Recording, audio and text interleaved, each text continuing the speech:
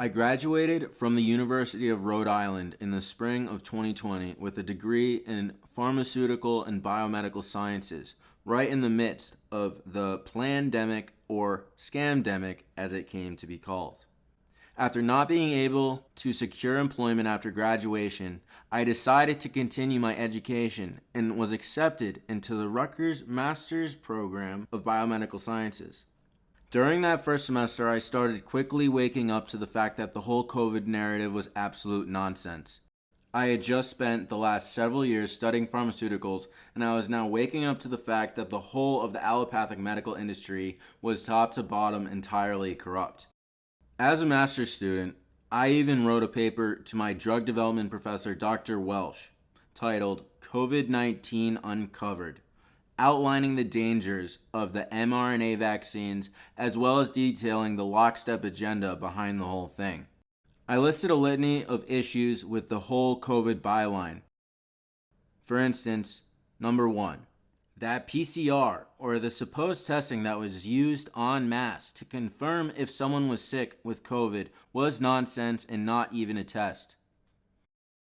I mean, if you read the package insert on the Roche test, which is one of the biggest in the world, it says, quote, "This test is not to be used for diagnostic purposes." If this diagnostic test, according to the CDC, according to the FDA, cannot be used, and according to the inventor of the test, who said you cannot use this test for determining causation or diagnostic purposes, period. What is it? What is it about humanity that wants to go to all the details and stuff and listen? You know, these guys like Fauci get up there and start talking. You know, he doesn't know anything really about anything, and I'd say that to his face. Nothing. The man thinks you can take a blood sample and stick it in an electron microscope, and if it's got a virus in there, you'll know it. He doesn't understand electron microscopy, and he doesn't understand medicine, and he should not be in a position like he's in. Most of those guys up there on the top are just total administrative people, and they don't know anything about what's going on at the bottom.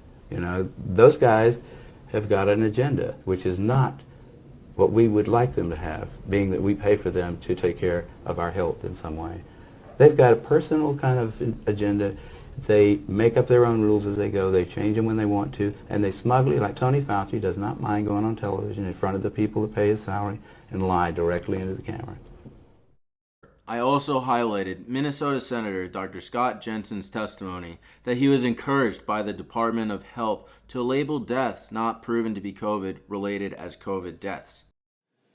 Well, last Friday, I received a 7-page document that sort of told me that if I had an 86-year-old patient that had pneumonia but was never tested for COVID-19, but sometime after she came down with pneumonia, we learned that she had been exposed to her son who had no symptoms, but later on was identified with COVID-19, that it would be appropriate to diagnose on the death certificate COVID-19. I knew from basically the very beginning of the entire COVID-19 charade that the whole thing stunk to high hell. Knowing that I spent 4 years working towards something that I was starting to see as one big scam, I was pretty lost, to say the least. What was I supposed to do now? Lie to myself and start a career working for the very big pharma that brought us the scamdemic?